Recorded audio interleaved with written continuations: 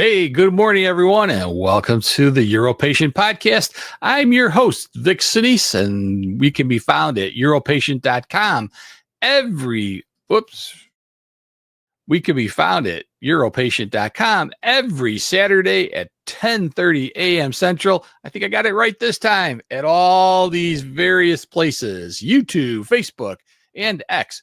Check out our program. Be sure to like and subscribe to our program because, boy, that helps us out.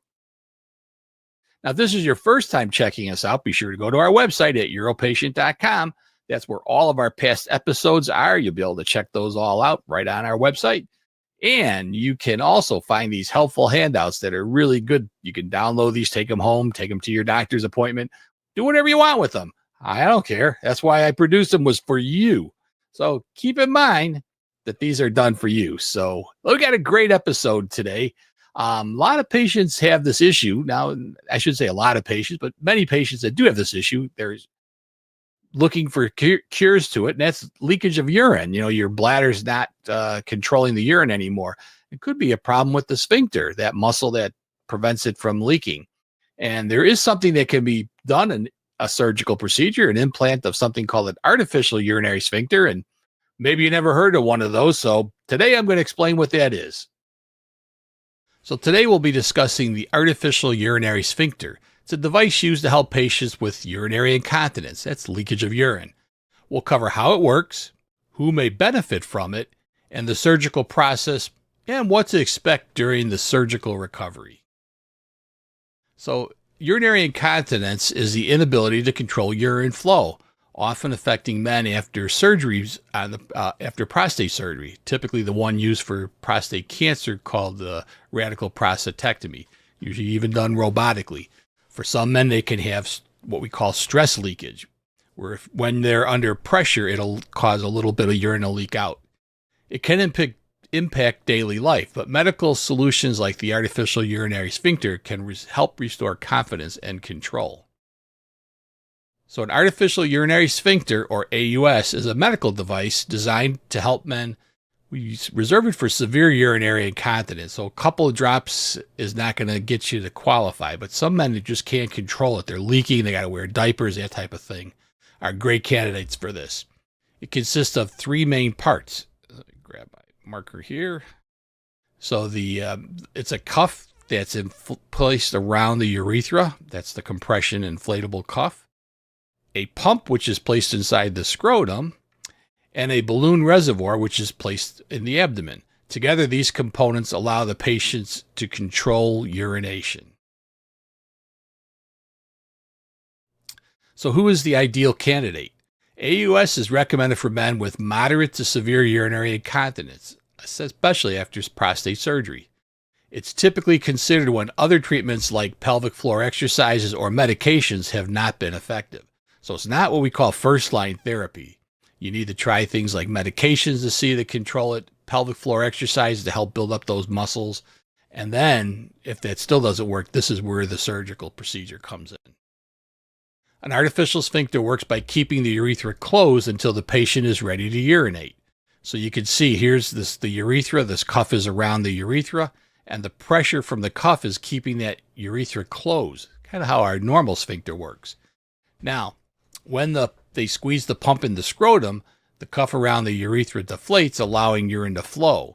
So we see right here, what you're doing is you're basically pumping the fluid out of this cuff so that now the urethra is at its normal opening and you're able to urinate normally. Nice thing about this whole thing is it's designed to be pumped when you want to urinate to open it up, but it automatically will reset itself after a few minutes to this position of the inflated cuff.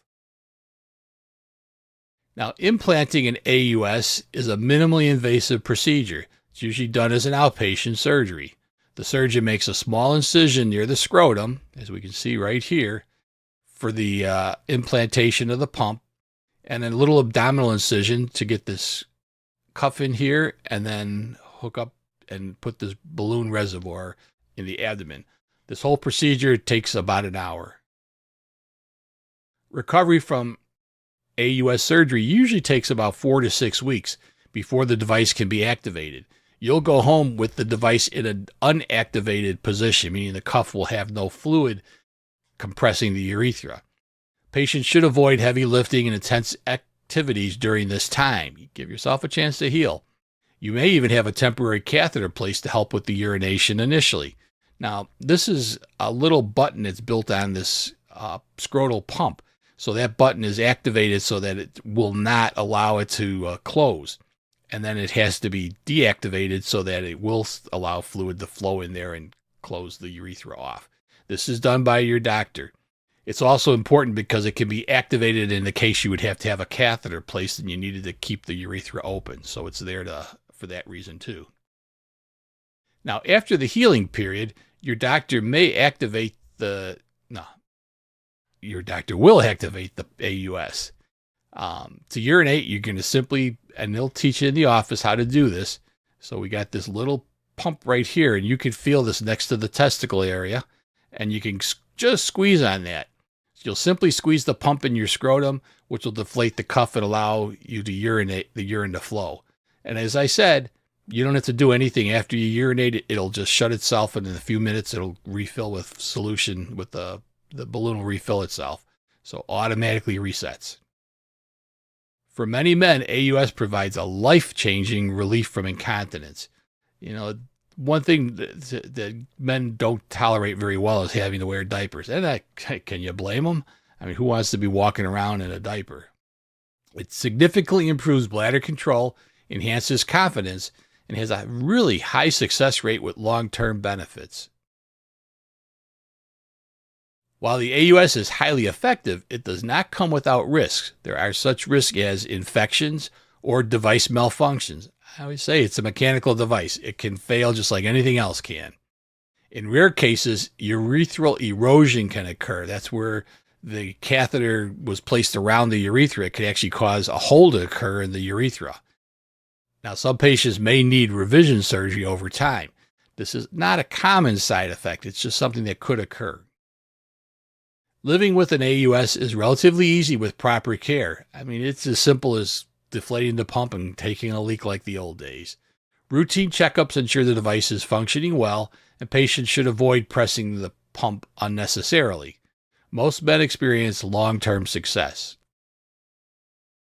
So to wrap it up, the AUS is an excellent option for men struggling with urinary incontinence. It's safe and effective long-term solution. If you or a loved one is considering an AUS, talk to your urologist. Determine if it's the right choice for you. Thanks for your time again, as always, and I will see you next week on the UroPatient podcast.